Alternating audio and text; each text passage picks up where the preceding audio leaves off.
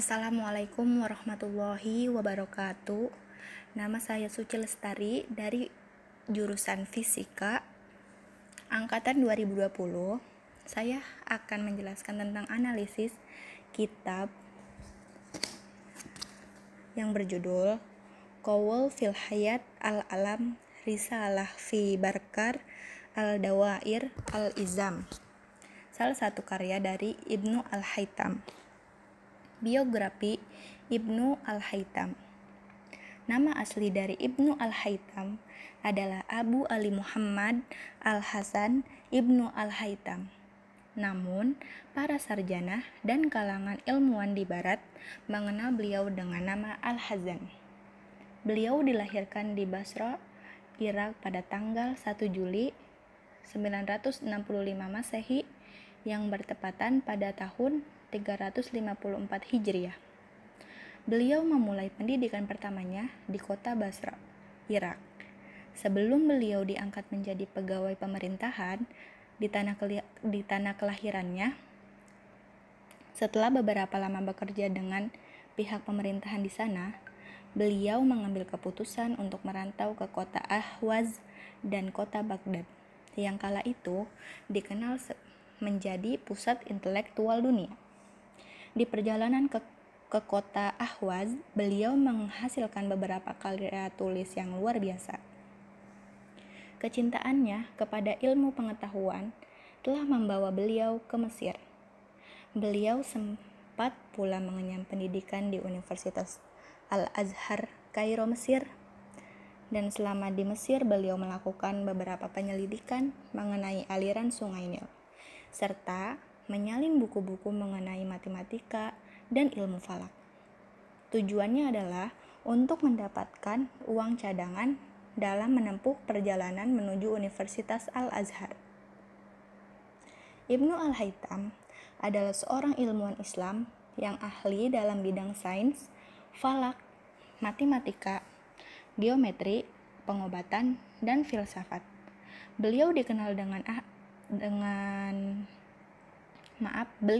sangat ahli dalam bidang optik modern karena jasanya dalam bidang optik. Beliau juga memberikan ilham kepada para ahli sains barat seperti Boger-Bacon dan Kepler dalam menciptakan mikroskop serta teleskop. Tulisan beliau mengenai cara kerja mata manusia telah menjadi salah satu referensi yang penting dalam bidang kajian sains. Di barat, teorinya mengenai pengobatan mata masih digunakan hingga saat ini di berbagai universitas di seluruh dunia. Ibnu Al-Haytham meninggal di kota Kairo, Mesir, sekitar tahun 1040 Masehi karena pengamatannya yang mendalam pada bidang optika. Konsep-konsepnya menjadi dasar ilmu optika. Selain itu, beliau juga telah mengantarkan optika pada kemajuan pesat masa kini. Dengan demikian, Ibnu Al-Haytham mendapatkan julukan sebagai Bapak Optika Modern. Analisis kitab. Konsepsi tentang struktur dunia yang dikembangkan oleh Ptolemus dalam hipotesisnya memainkan peran yang menentukan dalam pandangan dunia Muslim dan Kristen abad pertengahan. Ibnu Al-Haytham memberikan penjelasan yang sangat bagus tentang pandangan dunia. Plato memandang bola sebagai pembawa bintang berjalan sebagai struktur padat, mendukung fakta bahwa ketika mereka bergerak, mereka harus menghasilkan nada-nada tertentu dan secara keseluruhan musik dari bola-bola itu. Aristoteles melihat bola sebagai bangku kristal transparan. Fakta bahwa Aristoteles memperkenalkan bidang yang surut satu sama lain untuk menetralkan efek dari bidang yang lebih tinggi pada bagian dalam, yang dengan demikian dia anggap sebagai struktur nyata, sepenuhnya sesuai dengan cara berpikirnya sebagai ilmuwan alam. Planet-planet memiliki jarak yang bervariasi dari pusat bumi Ibnu Al-Haytham bertumpu pada ketiga pendapat di atas. Para astronom Arab secara konsisten memiliki pijakan yang sama dengan Aristoteles dan Ptolemus, baik menggunakan Almagest atau hipotesisnya sebagai dasar. Beberapa dari mereka seperti Al-Batani, Al-Farjani, dan lain-lain memahami bola sebagai struktur matematika. Hanya mereka seperti Ptolemus yang tampaknya menganggap bola bintang tetap sebagai struktur masif yang kaku. Ibnu Al-Haytham persis mengikuti jejak Aristoteles dan Ptolemus. Pemikiran serupa ini tampaknya telah menggerakkan bidang matematika Eudoxus menjadi terwujud. Di sisi lain, Ibnu Al-Haytham mungkin telah menilai teori bidang fisik ini karena dia sangat memperhatikan masalah tidak adanya ruang kosong. Ini terbukti dari karyanya yang dimana ia mengakui ruang kosong hanya sebagai fisik matematis, berbeda dengan ruang penampilan dunia fisik. Bagaimana teori bola dan masalah ruang kosong terhubung. Karena bintang-bintang adalah benda-benda alami, masing-masing dari mereka hanya bergerak dalam satu gerakan alami, serta bintang-bintang memiliki substansi sederhana. Gerakan mereka harus seragam, keadaan masing-masing selalu tetap sama, dan gerakan tidak menunjukkan perbedaan dalam perjalanan waktu. Bahwa para filsuf Arab berasumsi bahwa ruang antara bola-bola itu diisi dengan bahan yang dapat dimanfaatkan. Untuk memfasilitasi pemahaman, mari kita mulai secara singkat dengan menjelaskan bagaimana Ibnu Al-Haytham memperoleh kasus yang paling sederhana, yaitu matahari. Di antara permukaan bola cangkang, bola yang konsentris dengan pusat dunia. Secara eksentrik, terdapat cangkang buku jari kedua. Hanya di antara permukaan bola-bola cangkang, bola kedua ini dia membayangkan tubuh matahari tertanam kuat jika cangkang bola eksentrik berputar di sekitar salah satu diameternya, ia membawa tubuh matahari bersamanya dalam satu bidang. Seperti yang bisa dilihat, semua ruang selalu terisi selama seluruh gerakan dan penciptaan ruang kosong dihindari. Ibnu Al-Haytham memperhitungkan semua perincian lebih jauh tentang pergerakan, posisi, dan lain-lain dari bintang-bintang yang berjalan. Akan kita lihat bahwa Ibnu Al-Haytham kemudian dilihat sebagai orang yang pertama mengembangkan alur pemikiran ini. Dalam karya Ibnu Al-Haytham, berat pertama kali berasal dari bumi padat, termasuk seluruh dunia hewan dan tumbuhan. Dari alasan di atas, berkelompok hingga berbentuk bola di sekitar pusat bumi. Penyimpangan dari bentuk bola yang disebabkan oleh benda langit hanya kecil jika dibandingkan dengan ukuran bumi secara keseluruhan. Benda berat lainnya adalah air yang mengisi cengkungan. Dengan demikian, sebagian menyelimuti bumi yang padat sebagai cangkang bola. Badan cahaya adalah udara dan Vener. Terlepas dari penyimpangan yang tidak terlihat, udara mengelilingi cangkang bola air sebagai cangkang bola. Cangkang bola udara pada gilirannya dikelilingi oleh cangkang bola jendela. Bola-bola yang tidak ringan maupun berat membungkus cangkang bola api sebagai cangkang bola lainnya. Benda-benda langit tertutup di dalamnya dan bergerak secara keseluruhan dengan cepat dari timur ke barat. Permukaan luarnya membentuk batas untuk segala sesuatu yang ada. Pada bagian kedua ini, ia hanya menyebutkan secara singkat bahwa tubuh yang berisi benda-benda langit ini terbagi menjadi beberapa bagian.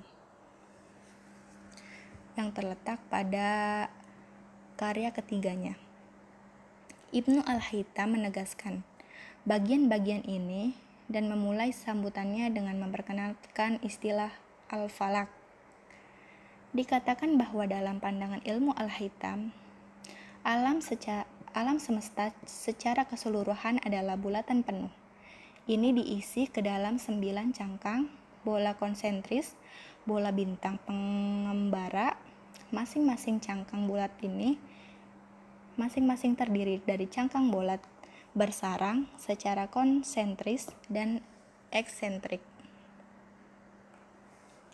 Dikatakan bahwa dalam pandangannya, alam semesta secara keseluruhan adalah bulatan yang diisi ke dalam 9 cangkang konsentris, bola bintang pengembara. Masing-masing cangkang bulat ini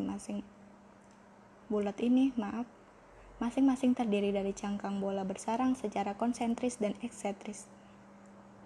Gerhana bulan jika terjadi jika titik pusat dunia garis lurus, titik tengah bulan melewati simpul dan matahari berada tepat di seberang simpul lainnya, maka terjadi gerhana bulan. Karena bulan itu sendiri tidak memiliki cahaya, tetapi cahayanya hanya diperoleh dari soune. Itu adalah benda halus dan di permukaannya cahaya matahari yang berlawanan dipantulkan ke bumi, di mana ia dapat terlihat. Karena bumi adalah benda padat, ia menghasilkan bayangan di sisi yang menjauhi matahari. Mengapa seluruh bulan terang pada satu waktu, pada waktu lain hanya bercahaya sebagian, dan pada waktu lainnya tidak sama sekali? Alasannya adalah perbedaan posisi pada matahari dan bulan itu tersendiri. Bentuk sabit pada bulan itu karena dijelaskan oleh fakta bahwa bagian ini dibatasi oleh 2 buah letak lingkaran yang berpotongan. Itulah sebabnya bagian yang terlihat di ujung tampak berbentuk sabit. Jika bagian bercahaya bertambah, maka satu kurva batas muncul sebagai garis lurus, sedangkan kurva batas lainnya adalah setengah keliling lingkaran pembatas yang membatasi bulan berhenti yang dikirimkan kepada kita. Pada saat ini, permukaan yang tampak bersinar tampak bagi kita sebagai setengah lingkaran, kemudian terus membesar hingga menjadi lingkaran penuh. Merkurius. Bola Merkurius adalah cangkang bola korporeal yang berbarengan dengan pusat dunia. Ini diserap oleh bola Venus dan pada gilirannya menyelimuti bola bulan. Bola pertama-tama terdiri dari cangkang bola yang konsentris ke pusat dunia. Bola berbentuk serupa sebuah cangkang bola eksentrik dimasukkan ke dalam cangkang bola ini sedemikian rupa sehingga permukaan luarnya sesuai dengan permukaan tengah cangkang bola. Bola konsentris yang mengelilingi semua bidang Merkurius berputar di sekitar sumbu yang terletak di 2 kutub dan menggerakkan semua bidang yang tertanam di dalamnya. Menurut Ptolemis, setiap 100 tahun 1 derajat dan disebut gerakan apoge. Apoge adalah pusat yang terletak pada bidang akuntor dari bola eksentrik kedua. Jika Merkurius berada sejauh mungkin dari rentang tengah dunia, maka titik tengah episiklik spiral pendukung terletak. Venus. Bola Venus adalah kabel bola korporeal yang terkonsentrasi ke pusat bumi. Itu diselimuti oleh bola matahari dan pada gilirannya menyelimuti bola Merkurius. Bola itu sendiri awalnya terdiri dari cangkang bola konsentris, bola gelatin yang serupa. Dalam cangkang bola ini, cangkang bola lain tertanam secara eksentrik. Di ruang antara permukaan konsentris ini ada 1 Bola episiklik juga berputar di sekitar sumbu dan menggerakkan bintang dalam lingkaran yang miring ke bidang ekuator, spire eksentrik. Mirip dengan Merkurius, di bagian yang lebih jauh dari episiklik, gerakannya masuk akal, dan di bagian yang lebih dekat itu ke belakang, gerakan ini adalah gerakan episiklik.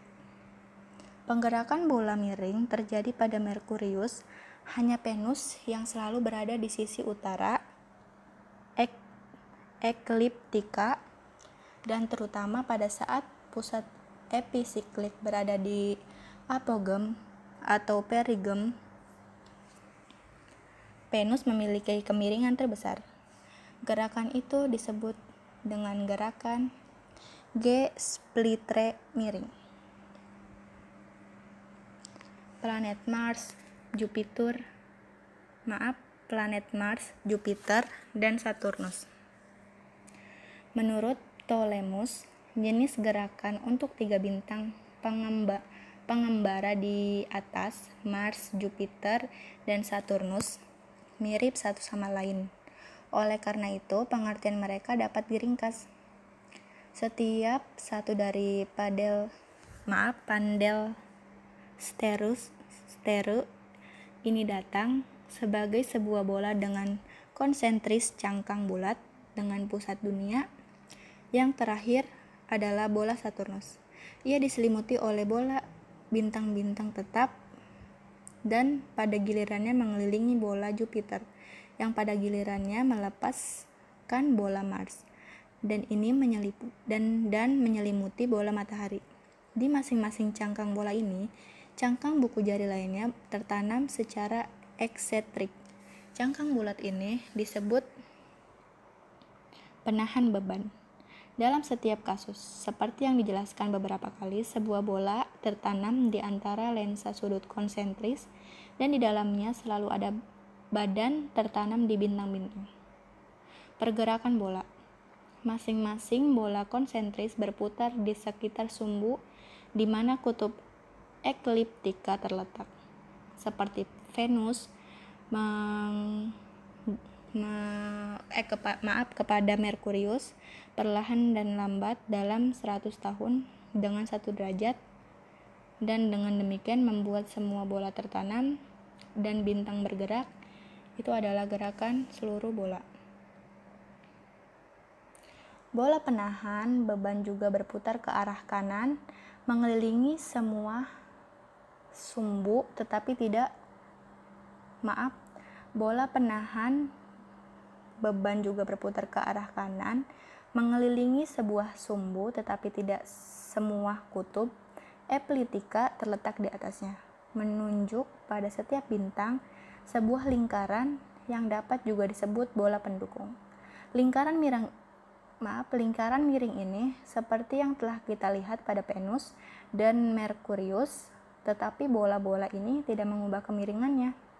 Bola episiklik berputar pada aksise yang membentuk sudut dengan aksise spire eksentrik. Oleh karena itu, bintang memiliki lingkaran di mana ia bergerak ke kanan di bagian yang lebih jauh dari Alder dan mundur di bagian yang lebih jauh ke belakang. Bidang lingkaran ini miring ke bidang ekuator dari bola eksentrik. Rotasi dari bola Lilith episiklik menciptakan episiklik pergerakan tempat bintang pada pergerakan Lurlinger. Garis yang menghubungkan titik pusat Feld dan sambungan eksentrik mendefinisikan 2 titik pada lingkaran sambungan eksentrik. Mungkin cukup sekian penjelasan dari saya, kurang lebihnya mohon maaf. Wassalamualaikum warahmatullahi wabarakatuh.